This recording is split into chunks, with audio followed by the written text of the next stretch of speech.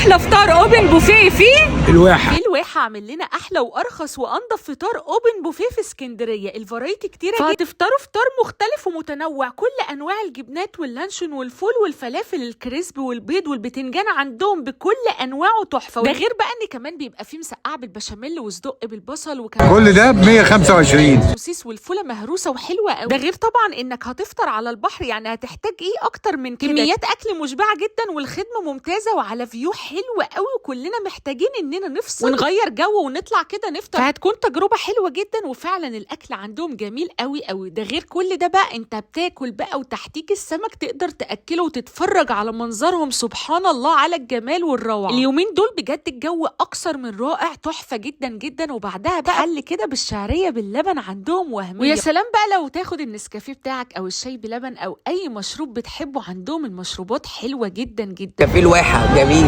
الفطار الاوبن بوفيه بيبقى جمعه وسبت بس، وطبعا كافيه الواحة موجود في سيدي جابر في زوق. واللي بيحب قعده الليل والسهر عاملين خصم 50% على المنيو كله من الساعه 10 من السبت للاربع خلال شهر فبراير.